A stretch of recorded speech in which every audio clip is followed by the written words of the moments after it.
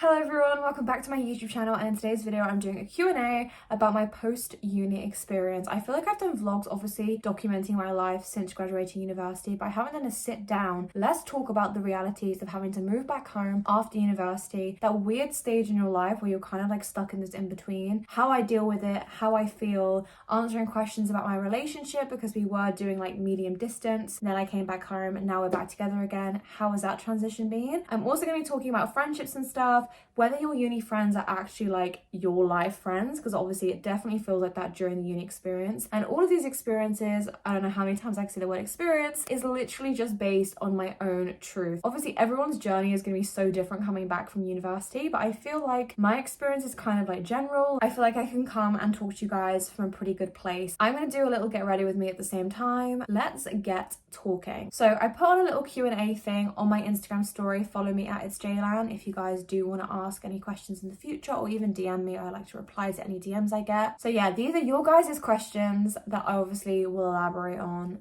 accordingly. Let me just put my eye contacts in and then we can really get started. Please ignore how tired I am. My eyes have been leaking because of how bad my hay fever has been this past week. I feel like everyone right now just seems to be going through the same thing. Even people that don't usually have hay fever are like, what the hell is happening? Getting right on into the questions. Was the transition from university to moving back home hard? So when it came to me being back home, I did go home quite frequently because I am just close with my family, and I also had my boyfriend that I wanted to come back to. I would also come back and see him, and then obviously I have so many pets, so those were all those aspects. So I was very accustomed to being in London and then coming back home and not necessarily struggling with that transition. But I have had moments where I have just been like, I am so bored, like I just need to do something. I think that was the hardest part, is like when you go from like these really like built up, like even if it's not London specifically, just any built up area where, you know, it's obviously accommodated to uni students, is always going to be hard having that and then coming back to like wherever you live. I feel like it's really important to have an open and honest conversation with your family and really like drive into them and hope that they realize how difficult it is to be moving back home, and therefore give you some independence. I feel like for me, like my mum's always given me some sort of freedom in my life, and especially because I have a car, I'm then able to like take myself to wherever I need to be at any time that I do want to escape, and I'm a bit like, oh my god, like I don't want to be in the house.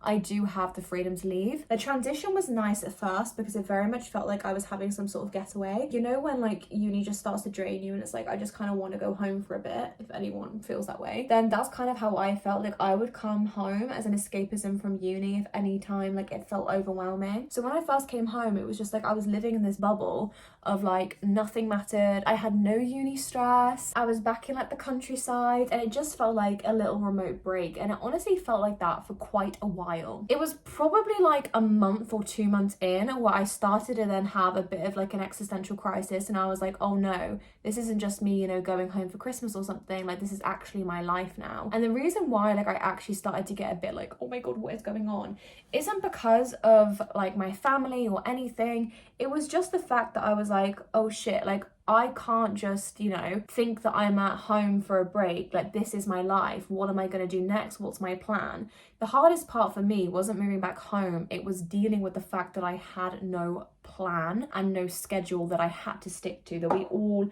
as a group had to stick to. Because that's the thing about going from high school to like sixth form or college and then going into uni, like you have no moment where you're kind of just like, oh, nothing's gonna happen unless I get it done. And I feel like at university, obviously you have that schedule. It doesn't feel like you have to necessarily focus on what you're actually getting your degree in. Like I feel like at uni you just focus on your degree, you know, don't actually think about the job much afterwards until obviously your third year, where you're then stressing, panicking. But then to move back home in the in-between and not go straight into a job very much feels like, you know, you're home for the summer, but then you realize that there is actually no going back, and there is no one telling you what you need to get done and what you need to do. So for me, like 2 months in, I just suddenly had this panic of, oh my gosh, what am I doing? What's my plan? And what's anything? I think in hindsight, I wish that I'd given myself a bit more grace when it came to that. Obviously, moving back home, it is technically a pause. Like it's a chance for you to reevaluate your situation, think about your next steps, and that's exactly what that time was for. But I think instead I look back at those like 2 months in so much regret, and I was like,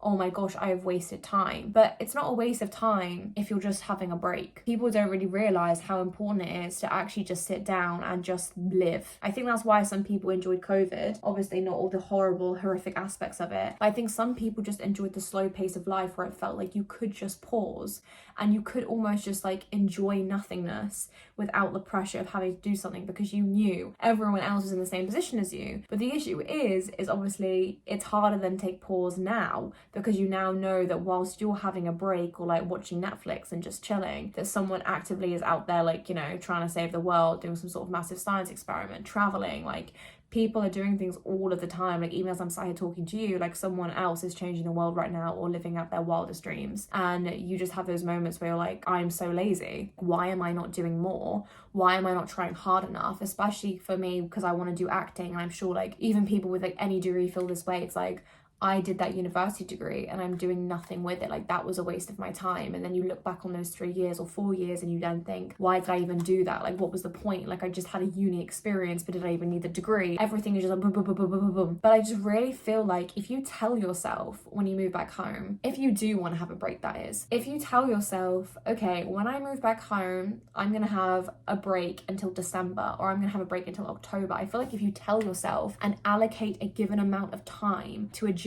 to moving back home, to adjust to figure out what your next steps are going to be, and honestly just take a break from uni, because even though for uni you could finish in May and have that whole summer is you making the most of your summer holidays. Like, you want to be with your friends for the last time, you want to do all the last, you're enjoying your uni experience until you have to move back home. So I feel like that summer is about closing the chapter of uni, and when you move back home, it's about beginning the chapter of being home. So you have to allow yourself that time. And I think because I didn't say to myself, look, here's a deadline of by the time I need to figure shit out, I then started a spiral, because I was like, wait, I'm not actually doing anything and I don't know what I'm doing, why I'm having a break. And I then felt like I wasn't actually enjoying that period of time where I was just relaxing, because I hadn't told myself it was time to relax. If that makes any sense. Talk to your parents and let them know how hard this is going to be for you, so hopefully they can give you some grace. And then you have to give yourself some grace and understand that you probably won't do anything for the first few months of you being back home, but to just appreciate the nothingness and sit within the nothingness. Because once you start and once you get a job, whether it is just a small job or a big job, that is, not to sound too depressing, like the rest of your life. Like, obviously if you do get a job and then you end up, you know, quitting and then traveling, we end up working for the rest of our lives. So we really just have to appreciate that time. Next thing I was going to say, actually, on that note, is even if you aren't doing a job that you love, don't feel like you're going to be stuck in it for the rest of your life. Like, people have career changes as late as like 50. Just because you're in your 20s and you're working at like Tesco's, for me, I'm working in like this card store. It's like, whatever you're doing, it doesn't mean you failed, and it doesn't mean that you're not fulfilling your degree and you're not like fulfilling your dreams. It just means that right now you're saving for the bigger picture, because I feel like people tend to save whether it is for traveling, but majority of the time it's like to get their own place. So as much as like the means to get there are shit, but the actual goal is so worth it. So it doesn't mean that you're stuck. It means, if anything, you're the least unstuck person in the world, because you're actually saving towards something bigger than yourself. I also got another question about how I keep myself busy, because obviously like university is so intense, and then you move back home and then some days can be dull, and it could be like I said, what am I doing with my life? So for me, what was so important was exploring my hometown, which I know sounds so weird, but I feel like when you go to your new uni location, you just want to like milk every aspect of it. You want to look at all like the local pubs, you want to look at things to do in your area, you want to look at transport, you want to travel around and beyond like where you're actually based, and like you really make the most of that specific environment. When I went to London, like I was doing so many things that people who live in London would be like, oh yeah, I've never done that, because you live there. So you kind of take advantage of where you are. So I feel like you should start researching things to do in your area, or at least within like half an hour to an hour of your area, if like you really are just like surrounded by nothingness. I feel like romanticizing where your hometown is,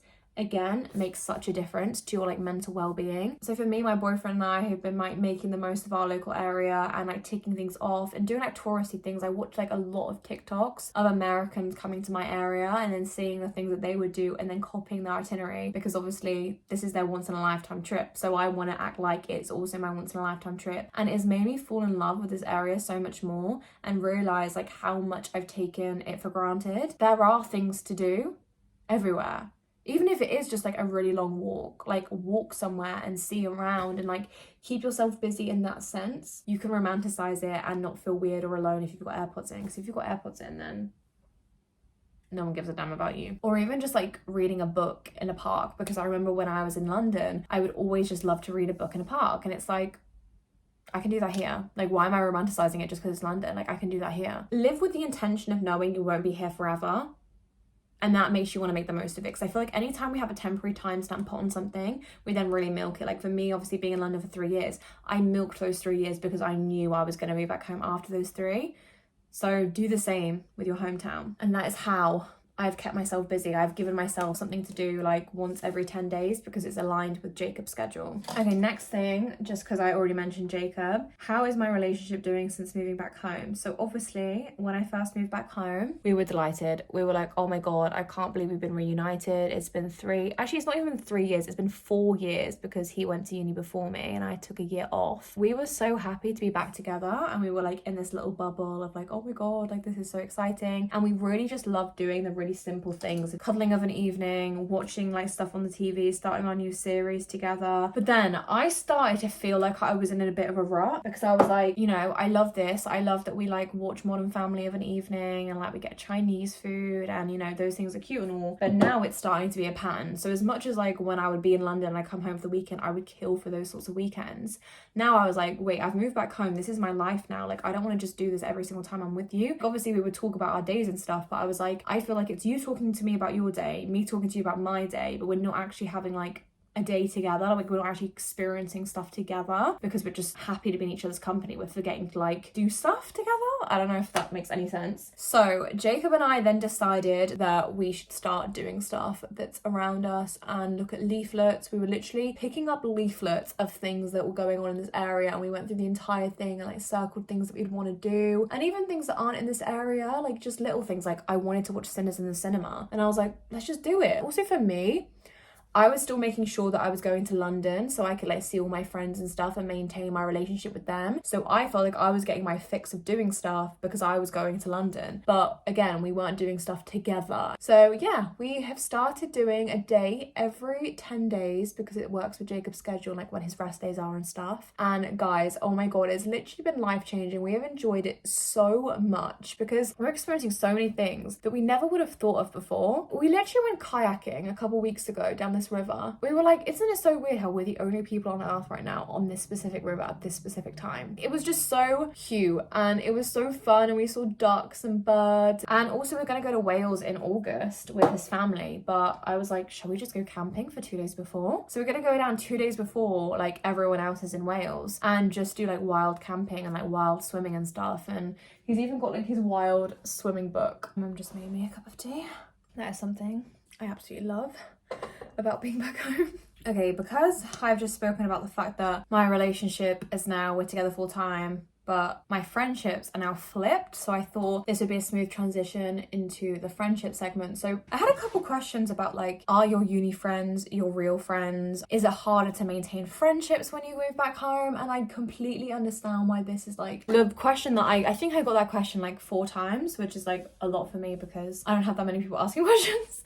This is like quite a hefty topic of conversation because obviously I feel like it's very much dependent on the people, your situation, how far away you're living from them, all of those different factors. But again, speaking from my experience and my experience only, I feel like at university you get very much wrapped into the fact that like these are the only people that are gonna understand this experience. For 3 years you were committed to a specific location, a specific course. You were living with, first to begin with, strangers, and these people are about to be everything to you. They're about to be your family, your chosen family for the next 3 years of your life, the most prominent years of your life that you will look back on and constantly talk about that uni experience.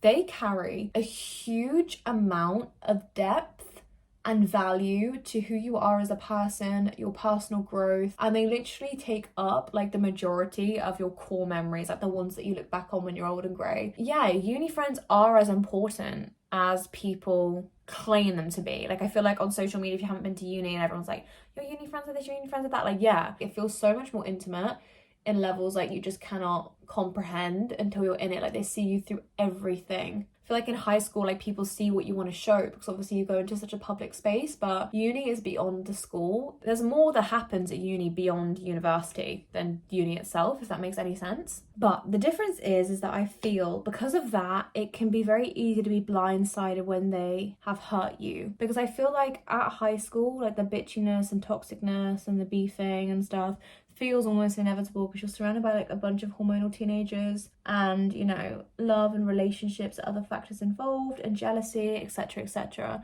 So when you get to university, I feel like it's just the assumption that you're surrounded by more mature people that have kind of like gone through that and then come out of the other end. Post uni is a very different atmosphere to when you're in it. When you're in it, it just feels like everyone is like family, everyone is a friend, because like I said, you're going through the shared experience together. And then when you step away, it's almost like, because someone said, does the bubble burst once you're out of university? The bubble bursts when you come out of university, and it's not necessarily because those people aren't your people. Like, I do stand by the fact that I think I could have been friends with all of these people for the rest of my life, like very easily. Like, if I'm your friend for a reason. And I'm the type of person that romanticizes friendships quite a lot. So I feel like any friend I make is a friend that I should keep. Like, I hate falling out with friends. I hate losing friends. It literally, first of all, friendship breakers are literally the worst thing ever, I know. But not even just that, like even the people that you just like pass in the corridors that you just don't speak to anymore. And it's like, I want to be friends with everybody all of the time. I want to know what everyone is doing all of the time. I want to stay in touch with everybody all of the time.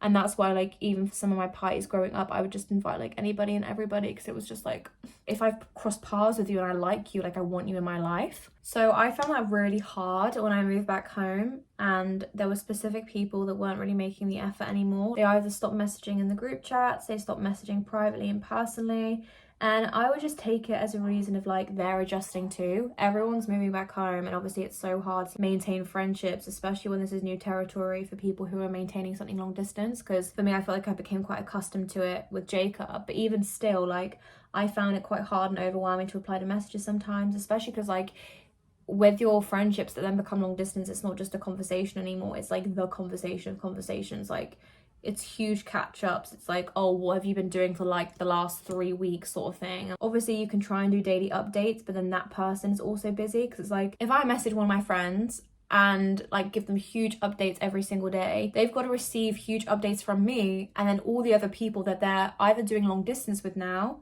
or people that they already had in their lives, because obviously it's not just like uni friends that like exist. So that's kind of hard to find the balance of like how much or how little to say. So in terms of that, sorry, my phone just run out of storage. All it needs is a conversation, because every person wants something different. I said to Angela, I was like, do you want me to do a big update or do you want to do a FaceTime call? And she was like, oh, like, let's do a FaceTime call. Like, I can do Sunday. And that was that. And then with Lily Rose and I, it's like, we need to update each other more frequently than that.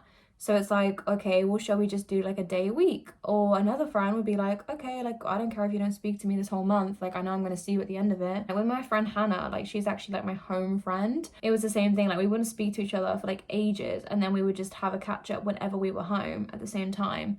And we worked so well doing that, and we still do to this day. So it literally just depends on the person, the friend, and just having an honest conversation with them and say what works best for you. I feel like you just have to accept though that not everybody is going to stick. Just adding my lip liner. I feel like the ones that are in the friendship group that you love so much, but they're not like your best friends, those tend to be the ones that drift first. Not necessarily because like they don't care about you enough, but they're prioritizing their main people as well as you are prioritizing your main people. So unless you're like me, who tries to make an effort with everybody, the energy has to be reciprocated. And unfortunately, in a lot of these instances, the energy was not. So the friendship has naturally just fizzled out, which is so sad, because they are just people. Like, I look back on videos and pictures and stuff, and I'm just like, oh, I wish we could have been like this big cohesive group forever. But obviously that's just not a reality for a lot of people. They have their own jobs, they have their own thoughts and feelings, they have their own circumstances, they have their own friends, and people can't be everything to you all of the time. And that was like a really hard thing to accept. Not that I felt like people had to prioritize me by any means, but just that I just thought we could all just be friends forever. And obviously it doesn't work like that. That's an experience for every situation you're in, whether it's like a workplace, high school, even primary school, like college. Like, there are people that will be like your best friends, and there are people that you'll think of fondly and they just won't be there all the time anymore. And it is really heartbreaking, and I still see them on social media and I see them living their lives, and yeah, it's just over now. For some people, uni is just the uni experience. Like, you experience it, you're grateful for the people that you met at the time, and then once it's over, it's over. For me, uni was that, plus the people that I met. Like, you're my friends for a reason. Like, I want to keep you around and I want to try and maintain that friendship. But yeah, for some people it's like, oh, those are just my uni friends, and that's how they feel. So yeah, I won't lie and say that that's not a factor. So yeah, it's a mixed feeling about like, are your uni friends your real friends? Like, yes, they are your real friends, but some of them just aren't going to stick. So it doesn't mean that they weren't real, but it just means like they don't last beyond uni. Like, some people are literally just your uni friends, and then some people become like your actual friends. And yeah, there are some people that, you know, weren't genuine the whole time, but that's not a generalization for uni friends. That's just a generalization for people in general. Like, you're gonna meet loads of people that aren't as genuine as you expected, but don't hold that to your uni experience. Like, expect that. It's part of life. Like, don't romanticize uni too much and the fact that these people will be there forever, because not everybody will be. And letting your uni experience still feel untouchable in that little bubble, and look back with fondness and happiness, and know that the ones that are meant to be here will be here. The ones that will stick. And it's not like you're gonna lose everybody, you're just gonna lose a few. Okay, do I now feel pressure to move out, and do I have a plan? So in terms of those two questions, I just firstly want to say you need to take the plan like step by step. You cannot be planning a year in advance, because you just genuinely don't know what's going to happen. I feel like it's easier to plan a year in advance when you do have like a permanent schedule, like a school schedule. For me, like, it's so hard to plan, especially with acting. You can set goals. I feel like that's the best thing to do. Set a goal of what you want to accomplish by the end of the year, but you cannot plan every single month to a T. I will say plan per 2 weeks. That's what I do. I found that to be the most efficient way of me staying on top of my to-do list, making sure that I'm still pursuing everything I want to do acting wise, to do a 2 weekly plan, because again, you can reset, you can chop and change, you can see what's working, you can see what's not, especially if you are working. Like, if your schedule changes every week, like I'm fortunate that my schedule is the same every week, but with things like that too, it's like you then have to think about, okay, well, how am I going to balance this with work? So in terms of balancing it with work, I've done a video previously, the one just before this. I know what my work schedule is. I spent like a few weeks getting used to that work schedule, and then I thought, okay, well, now I know which days that I am more motivated, which days I'm less motivated, and then I can add on like all my acting stuff and figure out where to slot what in on which days. Like, I'm not going to want to do an audition on a day that I'm usually really exhausted, unless you're like me in the previous video where I realized I had to do those auditions where I was way more tired than I thought I would be. But in general, like, that genuinely works for me. In terms of feeling pressure to move out, I would say yes and no. I feel pressure in the sense of being in a relationship. We know that the next step is us living together, and I also am aware that being back home is now weirdly a stepping stone. Like, it's not just like, oh, I moved back home now, which is a really weird experience of just knowing that like where you're at right now isn't permanent. It can make you feel quite uneasy. With that, I don't want to plan, but that's why I'm working, because I'm just saving for that potential of moving out, rather than being like, okay, by this point I have to be gone. I'm literally taking each day as it comes. I'm making sure I have a job, I'm making sure I have savings, but I'm first and foremost pursuing my chosen career, and I feel like that should be a priority for everybody. You don't want to add moving out into the mix of stress, especially if you're happy with your current living situation. Like, for me, like I've said, I'm content being at home. My boyfriend and I have adjusted to both of us living at home and seeing each other in our different places. I'm not in a rush to move out,